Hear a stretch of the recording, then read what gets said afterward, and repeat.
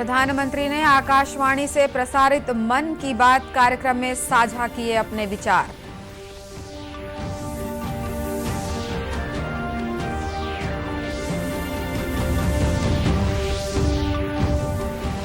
राष्ट्रपिता महात्मा गांधी की 74वीं पुण्यतिथि आज।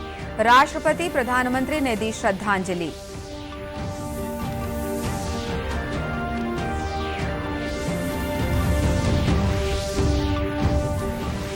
सुकमा में डीआरजी और कोबरा बटालियन के जवानों के साथ मुठभेड़ में एक माओवादी की मौत।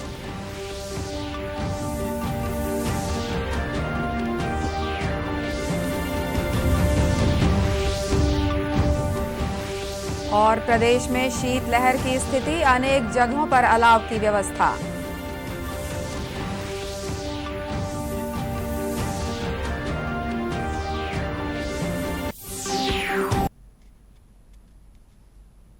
नमस्कार, आप देख रहे हैं दूरदर्शन समाचार। मैं हूं अनुराधा दुबे। अब समाचार विस्तार से। प्रधानमंत्री ने आकाशवाणी से प्रसारित मन की बात कार्यक्रम में अपने विचार साझा करते हुए कहा कि हाल ही में पद्म पुरस्कारों की घोषणा की गई। पुरस्कार विजेताओं में से कई लोग ऐसे हैं जिन्हें अब तक बहुत कम लोग जानते थे। प्रधानमंत्री ने इन लोगों को ऐसा नायक बताया जिन्होंने साधारण परिस्थितियों में असाधारण कार्य किए हैं। उन्होंने उत्तराखंड की बसंती देवी का उदाहरण दिया, जिन्हें इस वर्ष पद्मश्री से सम्मानित करने की घोषणा की गई है। पद्म पुरस्कार पाने वाले में कई ऐसे नाम भी हैं जिनके बारे में बहुत कम लोग जानते हैं। ये हमारे देश के अनसंग हीरोज हैं, जिन्होंने साधारण परिस्थितियों में असाधारण काम किए हैं। जैसे कि उत्तराखंड की बसंती देवी जी को पद्मश्री से सम्मानित किया गया है। बसंती देवी ने अपना पूरा जीवन संघर्षों के बीच जिया। कम उम्र में ही उनके पति का निधन हो गया था और वो एक आश्रम में रहने लगी। यहाँ रहकर उन्होंने नदी को बचाने के लिए संघर्ष किया और पर्यावरण के लिए असाधारण योगदान दिया। उन्होंने महिलाओं के सशक्तिकरण के लिए भी काफी काम किया है। प्रधानमंत्री ने मणिपुर की 77 वर्ष की लोरेम्बम बीनो देवी का भी उल्लेख किया, जो दशकों से मणिपुर की लिबा वस्त्र कला का संरक्षण कर रही हैं। श्री मोदी ने मध्य प्रदेश के अर्जुन सिंह का भी उदाहरण दिया, जिन्हें बैगा आदिवासी नृत्य कला के लिए पद्मश्री से सम्मानित किया जाएगा। कर्नाटक के किसान अमई महालिंग नायक को भी पद्मश्री से सम्मानित करने की घोषणा की गई है। कुछ लोग अमई को टनल मैन भी कहते हैं। प्रधानमंत्री ने प्रसन्नता व्यक्त की कि 1 करोड़ से अधिक बच्चों ने उन्हें मन की बात के लिए पोस्टकार्ड के जरिए संदेश लिखे। ये पोस्टकार्ड देश विदेश के विभिन्न भागों से भेजे गए हैं।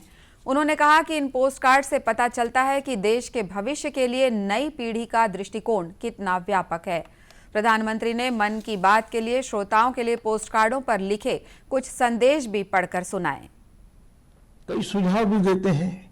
इसी श्रृंखला में कुछ ऐसा हुआ है जो मेरे लिए अविस्मरणीय है।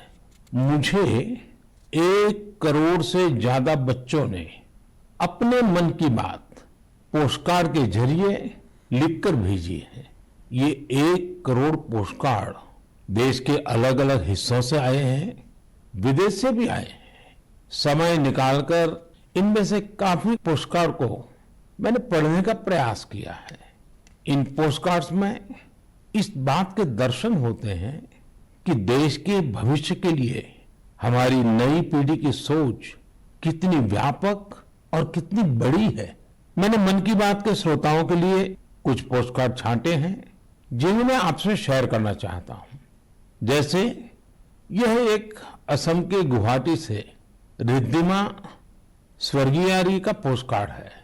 रिद्धिमा क्लास 7th की स्टूडेंट है और उन्होंने लिखा है कि वो आजादी के 100वें साल में एक ऐसा भारत देखना चाहती हैं जो दुनिया का सबसे स्वच्छ देश हो, आतंकवाद से पूरी तरह से मुक्त हो, 100% साक्षर देशों में शामिल हो, 0 एक्सीडेंट कंट्री हो और सस्टेनेबल तकनीक से फूड सिक्योरिटी में सक्षम हो। प्रधानमंत्री ने बापू की शिक्षाओं को भी याद किया। साथ ही राष्ट्रीय समर स्मारक का जिक्र करते हुए शहीदों को श्रद्धांजलि भी दी। राष्ट्रपिता महात्मा गांधी की 74वीं पुण्यतिथि पर आज राष्ट्र उन्हें श्रद्धांजलि अर्पित कर रहा है। इस दिन को शहीद दिवस के रूप में भी मनाया जाता है। 1948 में आज ही के दिन महात्मा गांधी की हत्या कर दी गई थी। राष्ट्रपति रामनाथ कोविंद और प्रधानमंत्री नरेंद्र मोदी सहित कई गणमान्य व्यक्तियों ने दिल्ली स्थित राजघाट पर महात्मा गांधी की समाधि पर माल्यार्पण कर उन्हें श्रद्धांजलि दी। इस अवसर पर सर्वधर्म प्रार्थना सभा का भी आयोजन किया गया।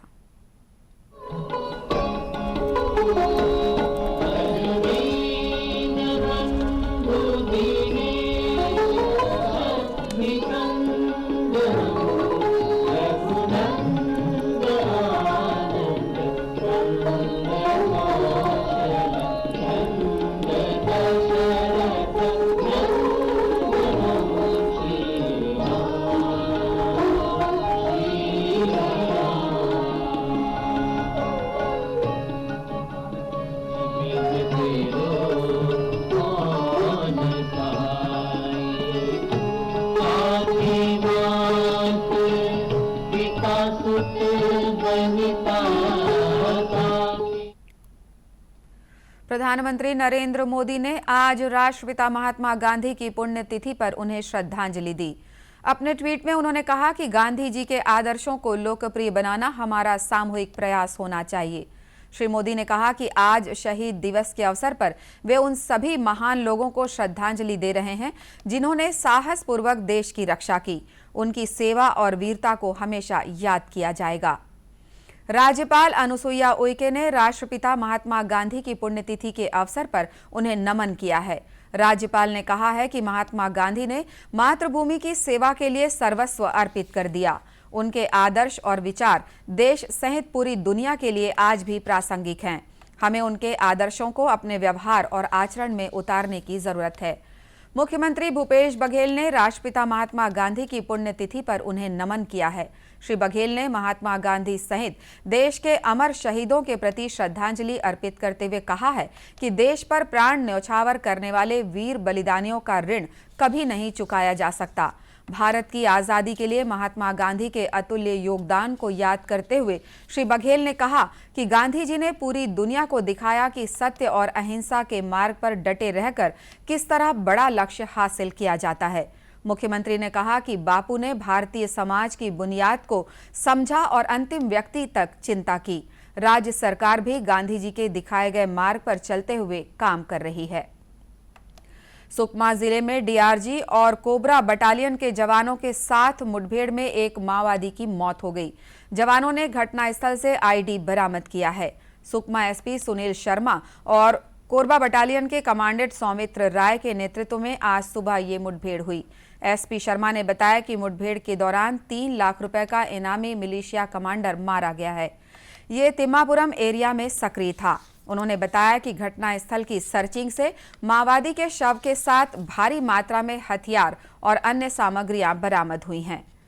देशव्यापी कोविड टीकाकरण अभियान के तहत अब तक 165 करोड़ 77 लाख से अधिक टीके लगाए जा चुके हैं। स्वास्थ्य मंत्रालय के अनुसार कल 62 लाख से अधिक टीके लगाए गए। देश में इस समय 18,84,000 से अधिक लोगों का इलाज चल रहा है। कल 2,34,000 से अधिक लोग संक्रमित हुए, जबकि 3,52,000 से अधिक रोगी स्वस्थ हुए। स्वस्थ होने की दर 94.21% है। स्वास्थ्य विभाग के मुताबिक प्रदेश भर में 43,887 सैंपल इकट्ठा किए गए। इस बीच 3,783 लोगों की रिपोर्ट पॉजिटिव आई। प्रदेश में कोरोना की संक्रमण दर 8.62% आंकी गई। छत्तीसगढ़ में एपिडेमिक कंट्रोल के डायरेक्टर डॉक्टर सुभाष मिश्रा का कहना है कि कई विशेषज्ञों और संस्थानों ने तीसरी लहर को लेकर पूर्वानुमान का मॉडल पेश किया था। कुछ का कहना था कि तीसरी लहर का पीक जनवरी के अंतिम सप्ताह में आ जाएगा। पिछले कुछ दिनों से जिन मरीजों की संख्या और संक्रमण दर में गिरावट दिख रही है, उससे लग तो यही रहा है कि पीक गुजर चुका है। लेकिन पूरी सावधानी के साथ कोरोना गाइडलाइन का पालन करते हुए महामारी को फैलने से रोकने में ही समझदारी है। प्रदेश में उत्तर से आ रही ठंडी और शुष्क हवा के प्रभाव से शीतलहर की स्थिति बनी हुई है। आज सुबह भी लोगों ने ठिठुरन महसूस की। प्रदेश के बिलासपुर, पेंड्रा रोड और जशपुर जिले में कड़ाके की सर्दी पड़ रही है।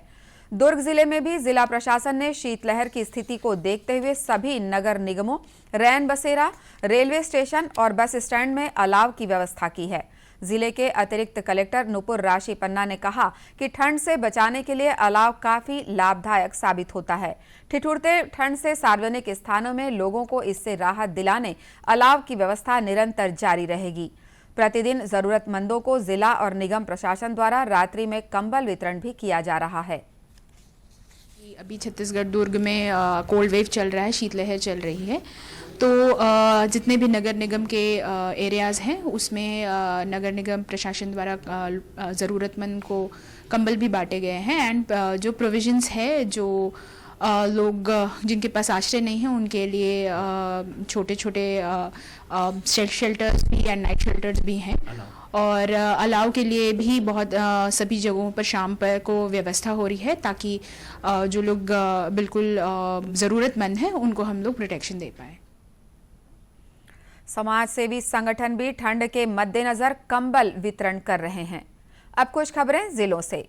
रेत उत्खनन के खिलाफ मुख्यमंत्री भूपेश बघेल द्वारा सख्त कार्रवाई के निर्देश पर कोंडागांव के कलेक्टर पुष्पेंद्र कुमार मीणा द्वारा सभी राजस्व और पुलिस विभाग के अधिकारियों को अवैध रेत उत्खनन को रोकने हेतु निर्देशित किया है, जिसके तहत मसोरा, बनियागांव, कोपाबेड़ा और बमनी में ऐसे स्थल जहां अवैध रेत उत्खनन की सबसे अधिक संभावना थी, उनका चयन कर दल द्वारा उन क्षेत्रों में कार्रवाई की गई और 14 ट्रैक्टरों को उत्खनन स्थल से पकड़कर जब्त किया गया। छत्तीसगढ़ सहित देश के अनेक प्रदेशों के किसानों को फिश फार्मिंग के नाम पर ठगने वाली फिश फॉर्चून प्रोड्यूसर कंपनी के 2 डायरेक्टर्स को दुर्ग पुलिस ने गिरफ्तार किया है। किसानों से शिकायत मिलने के बाद दुर्ग पुलिस ने आरोपियों को भीलवाड़ा से गिरफ्तार किया है। ये दोनों आरोपी इसी तरह के मामले में भीलवाड़ा की जेल में बंद थे। पूरे भारत में नेक्सस बनाकर ये आरोपी किसानों को उनके खेतों पर तालाब बनाकर फिश फार्मिंग से बहुत ज्यादा मुनाफा कमाने का झांसा देकर उनसे लाखों रुपए ऐंठ रहे थे। दुर्ग एएसपी संजय ध्रुव ने पुलिस कंट्रोल रूम में पत्रकारों को जानकारी देते हुए बताया कि छत्तीसगढ़ में इनके खिलाफ लगभग 5 करोड़ की धोखाधड़ी का मामला दर्ज है। वहीं पूरे देश में लगभग 90 करोड़ की ठगी का मामला आरोपियों के खिलाफ दर्ज है। राजनांदगांव जिले के पर्वतारोही रोहित झा ने एक और कीर्तिमान रचकर राजनांदगांव जिले सहित प्रदेश को गौरवान्वित किया है। उन्होंने गणतंत्र दिवस के मौके पर हिमाचल प्रदेश के मणिकर्ण जिले में स्थित रोरंग लेक ट्रैक के 14,300 फीट की पर्वत शिखर पर 280 फीट का तिरंगा फहराकर विश्व रिकॉर्ड बनाया है। रोहित झा ने बताया कि अनुभव और जज्बे से पर्वतारोहण में ये सफलता मिली है। इंडियन एडवेंचर फाउंडेशन के तत्वावधान में हिमाचल प्रदेश के मणिकर्ण जिले में स्थित रोरंग लेक ट्रैक पर आयोजन किया गया था, जिसमें देश भर के 22 युवाओं ने हिस्सा लिया। दूरदर्शन केंद्र रायपुर से प्रसारित होने वाले प्रादेशिक समाचार को आप YouTube पर भी देख सकते हैं। हमारे YouTube channel Chhattisgarh DD news पर प्रादेशिक समाचार उपलब्ध रहेगा। YouTube चैनल का लिंक और QR कोड आप स्क्रीन पर देख सकते हैं। अपने एंड्रॉयड फोन से QR कोड स्कैन कर आप छत्तीसगढ़ डीडी न्यूज लिंक पर जा सकते हैं। इसके अलावा छत्तीसगढ़ डीडी न्यूज फेसबुक और ट्विटर पर भी उपलब्ध है। इसी के साथ ये समाचार बुलेटिन समाप्त हुआ। नमस्कार।